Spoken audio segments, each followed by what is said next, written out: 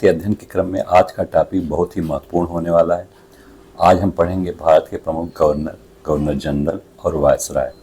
तो आइए शुरू करते हैं। जैसा कि आप लोग देख रहे हैं, लॉर्ड क्लाइव की अवधि क्या है? 1757 से 60 पहली बार, दूसरी बार आया था 1765 से 1767 ईस्वी तक। तो आइए उसके समय में जो भी महत्वपूर्ण कार्य हुए हैं उसको यहाँ देखते हैं।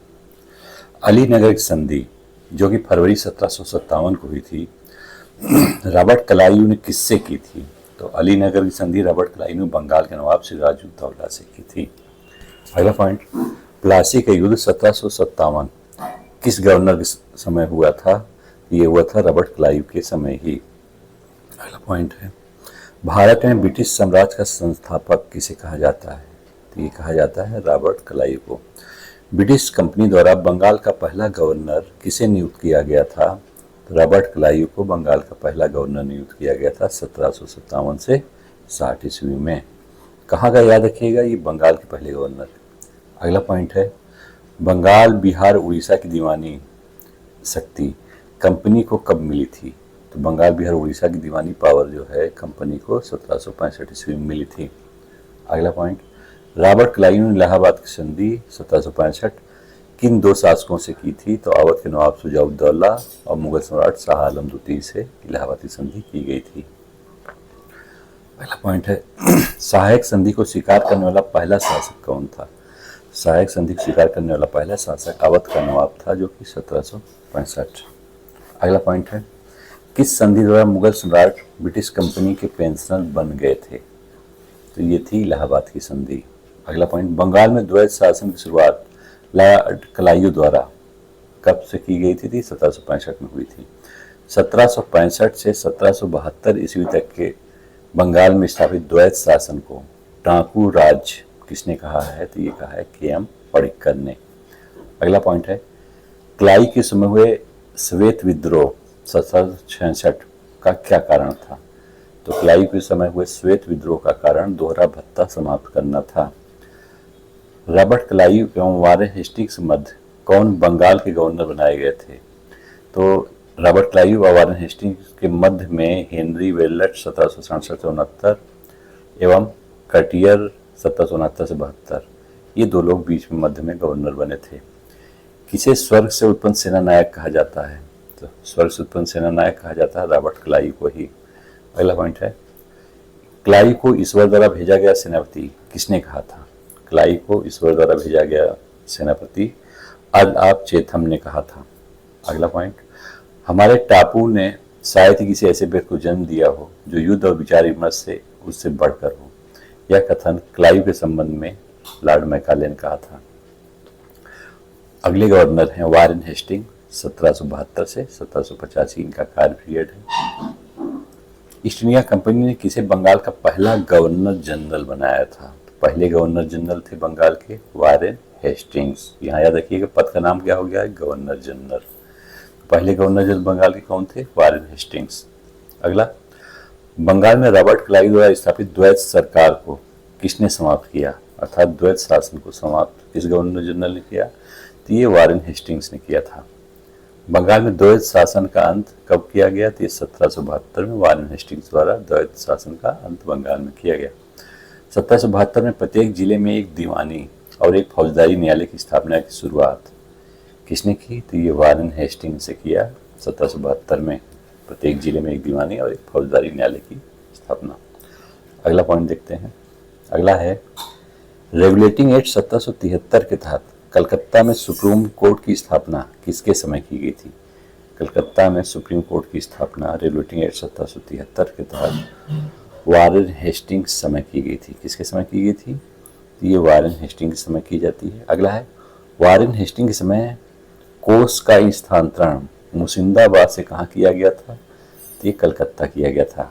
अगला, राजस्व व्यवस्था स्थापित करने के लिए हेस्टिंग ने कौन सा नियम अपनाया था? तो राजस्व व्यवस्था स्थापित करने के लिए हेस्टिंग्स ने परीक्षण एवं अशुद्धि का नियम बनाया था। अगला है, संपूर्ण लगान के हिसाब की देखभाल के लिए एक भारतीय अधिकारी राय रायन की नियुक्ति किसने की थी? वारेन हेस्टिंग्स ने की थी। अगला, राय रायन के पद पर नियुक्त होने वाला पहला व्यक्ति राजा राजवल्लभ थे। अगला, व्यापारिक सुधार के तहत दस्तक का प्रयोग किसने समाप्त कर दिया था? तो दस्तक का प्रयोग समाप्त कर दिया था वारेन हेस्टिंग्स ने। बनारस की संधि 1773 एवं फैजाबाद की संधि 1775 वारेन हेस्टिंग ने किसके साथ की थी? तो ये अवध के नवाब के साथ इन्होंने की थी। अगला, अवध के नवाब के साथ की गई इन संधियों का मुख्य उद्देश्य क्या था?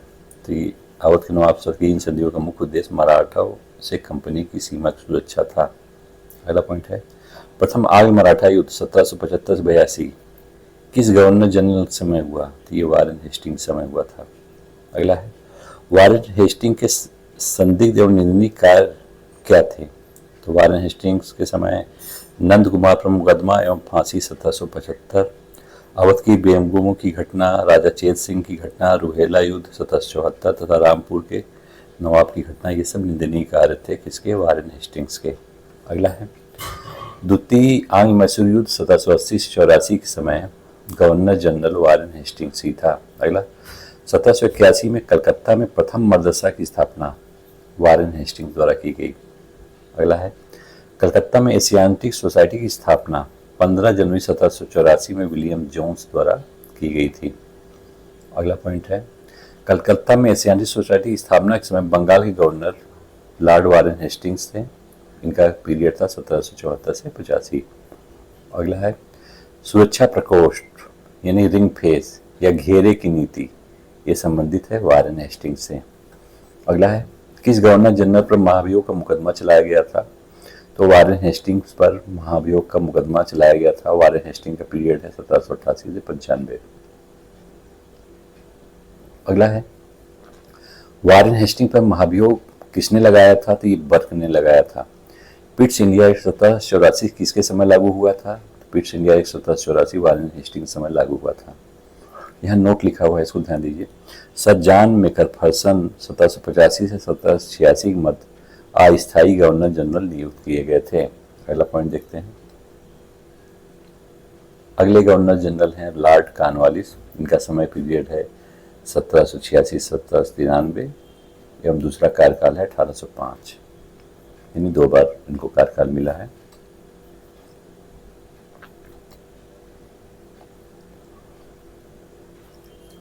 कंपनी के अधिकारियों की भ्रष्टता एवं घूसखोरी के कारण निजी व्यापार तथा उपहार लेना बंद कर दिया। उन्हें एक विशेष अनुबंध पर हस्ताक्षर करने को किसने बाध्य किया था? ये किया था कॉर्नवालिस ने 1786 से 93 ने।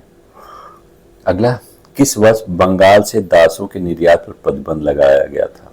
तो बंगाल में दासों के निर्यात पर प्रतिबंध लगाया गया था इन्हीं के समय, लॉर्ड कॉर्नवालिस के समय। बंगाल के गवर्नर जनरलों में से कौन एक तृतीय आंग्ल मैसूर युद्ध से संबंधित था? तो तृतीय आंग्ल मैसूर युद्ध लॉर्ड कॉर्नवालिस के समय हुआ था 1790 से 92 के दौरान। अगला, स्थायी बंदोबस्त किसके शासनकाल में प्रारंभ किया गया था? तो स्थायी बंदोबस्त लॉर्ड कॉर्नवालिस समय प्रारंभ किया गया। आधुनिक भारतीय न्याय व्यवस्था के जन्मदाता लॉर्ड कॉर्नवालिस को कहा जाता है। भारत में सिविल सेवा के संस्थापक लॉर्ड कॉर्नवालिस ही कहे जाते हैं। स्थायी बंदोबस्त से कंपनी को क्या लाभ हुआ था?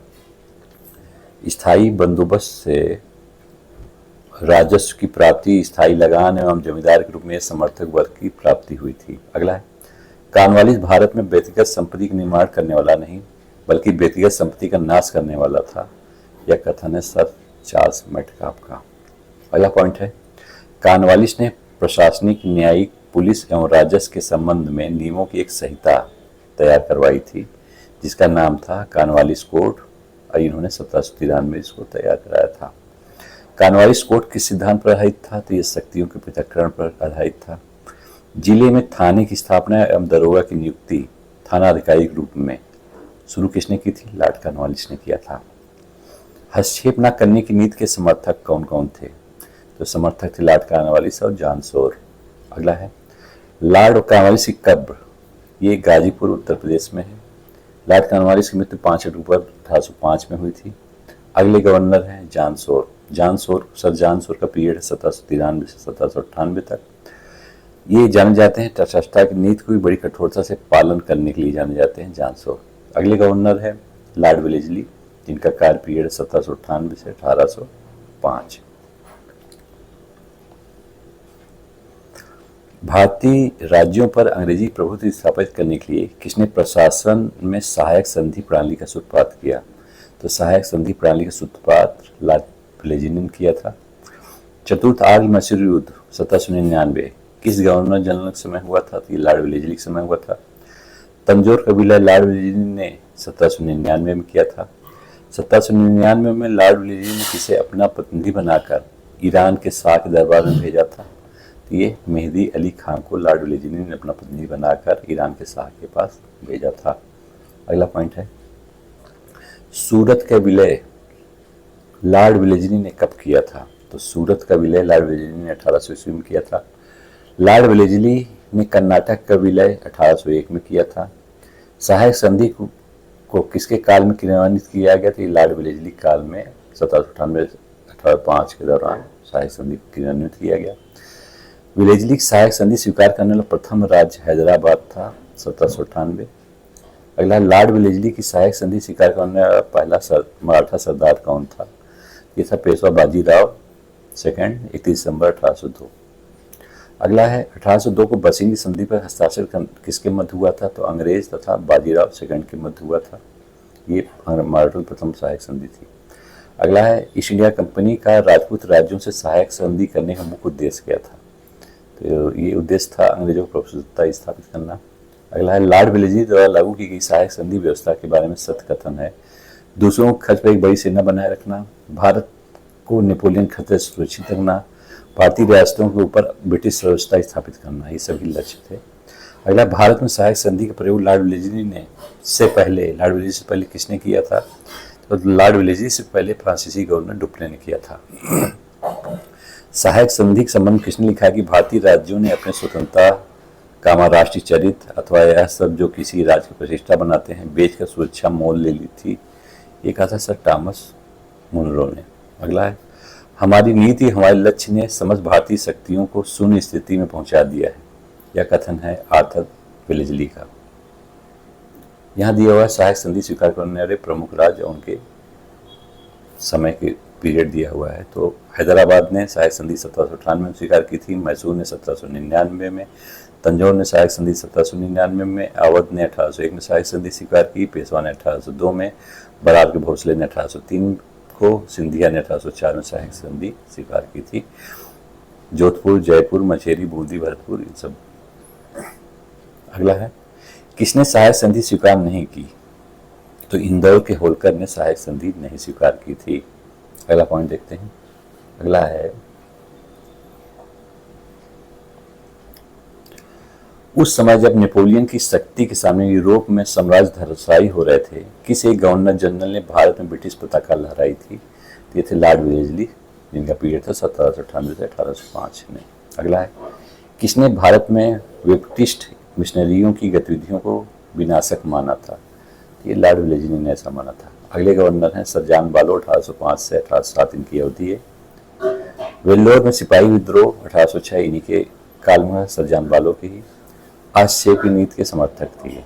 अगले गवर्नर जनरल लॉर्ड मिंटो प्रथम, ये इनका काल है 1807 से 1813। देशी राज्यों के मामले में तटस्थता की नीति का पालन लॉर्ड मिंटो प्रथम ने किया। भारत की सीमा को सुरक्षित रखने तो प्रथम बार विदेशी शक्तियों से संबंध स्थापित किया लॉर्ड मिंटो प्रथम ने। चार्ल्स मेटकाफ को राजदूत बनाकर लाहौर रणजीत सिंह के पास भेजा लॉर्ड मिंटो प्रथम ने। मेटकाफ की मध्यस्थता से रणजीत सिंह और लॉर्ड मिंटो के मध्य 25 अप्रैल 1809 में अमृतसर की संधि हुई। लॉर्ड मिंटो ने जॉन मालकम को फारस तथा स्टुअर्ट एल्फिंस्टन को अफगानिस्तान राजदूत बनाकर भेजा। 1813 का चार्टर एक्ट लॉर्ड मिंटो के समय में भारत आया। अगला पॉइंट है, मार्क्विस लॉर्ड हेस्टिंग्स 1813 से 23। आंग्ल नेपाल युद्ध किसके शासनकाल में हुआ था? जी लॉर्ड हेस्टिंग काल में 1813 से 1823 के समय हुआ था। सगौली संधि 1816 में लॉर्ड हेस्टिंग काल में हुई। किस वर्ष सिक्किम शासक चोग्याल से एक संधि करके सिक्किम को अपने अधीन मित्र राज्य बना लिया लॉर्ड हेस्टिंग्स ने? 1817 में। पूना संधि 13 जून 1817 द्वारा किस संघ को समाप्त किया गया? ये मराठा संघ को समाप्त किया गया लॉर्ड हेस्टिंग के इस समय। पठान सरदार आमिर खान ने चार्ल्स मेटकाफ के साथ किस वर्ष संधि की थी? इन्होंने 1817 में की थी लॉर्ड हेस्टिंग के इस समय। अगला है, ग्वालियर की संधि 5 नवंबर 1817 में लॉर्ड हेस्टिंग ने दर्दराज सिंधिया के साथ की थी। किसने राजपूताना की देसी रियासतों के साथ वर्ष 1817-18 की अधीनस्थ संधि की बातचीत की थी? चार्ल्स मेटकाम ने किया था। तृतीय आंग्ल मराठा युद्ध के समय लॉर्ड हेस्टिंग ही गवर्नर थे। पेशवाई कब समाप्त की गई? 1818 में। पिंडारियों का सुनहरा झंडा किसने प्रदान किया था? तो ये मल्हार राव होलकर ने प्रदान किया था। किस गवर्नर जनरल ने पिंडारियों और पठानों को दमन किया? तो लॉर्ड हेस्टिंग ने किया। सर थॉमस मोनरो किस वर्ष मद्रास के गवर्नर बने? ये 1820 से 27 के मध्य मद्रास के गवर्नर बने थे। अगला पॉइंट है, किसको मराठों का मेहतर एवं टिंडी दल कहा जाता है? तो ये पिंडारियों को कहा जाता है, मराठों का मेहतर और टिंडी दल।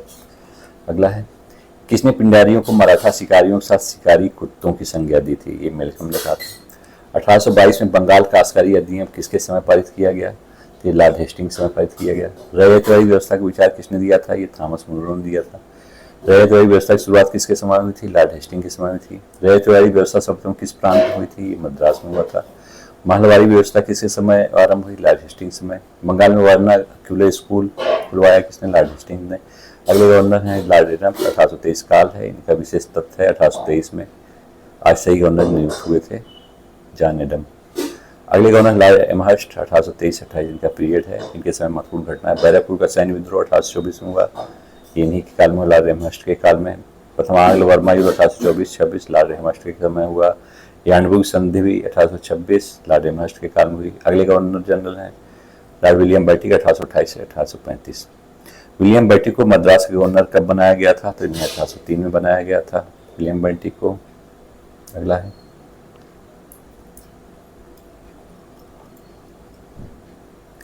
किस गवर्नर द्वारा सती प्रथा को उन्मूलन किया गया? लॉर्ड बेटिंग द्वारा किया गया। नियम 17 द्वारा दिसंबर 1829 में विलियम बेटिक ने किस घृत प्रथा पर प्रतिबंध लगाया? तो उन्होंने सती प्रथा पर प्रतिबंध लगाया। विलियम बेटिक द्वारा सती प्रथा किस वर्ष समाप्त की गई थी? उन्होंने 1829 में सती प्रथा समाप्त की। सती प्रथा निषेध किस वर्ष मद्रास और मुंबई प्रेसिडेंसी में लागू हुआ? ये 1830 में लागू हुआ। तथा कथित कुशासन के आधार पर किस गवर्नर जनरल ने मैसूर राज्य के प्रशासन को ले लिया था? तो ये लॉर्ड विलियम बेटिक ने 1831 में लिया था। अगला है, वह गवर्नर जनरल कौन था जिसने अदालतों में क्षेत्रीय भाषाओं की शुरुआत करवाई? तो लॉर्ड बेटिक था। भारत के प्रथम गवर्नर जनरल कौन थे? लॉर्ड विलियम बेटिक 1833 थे। 1834 में कुर्ग एवं कछार की रियासतों को किसने कुशासन के आधार पर अपने प्रदेश में मिला लिया था? तो लॉर्ड विलियम बेटिक ने मिलाया था। ठगों को उन्मूलन किसके नेतृत्व में हुआ? कैप्टन इस्लीमैन के नेतृत्व में हुआ था ठगों का उन्मूलन। अगला, लॉर्ड विलियम बेटिक द्वारा किए गए प्रशासनिक उपाय क्या हैं? तो इन्होंने क्या क्या किया था? सती प्रथा का अंत लॉर्ड विलियम बेटिक द्वारा किया गया।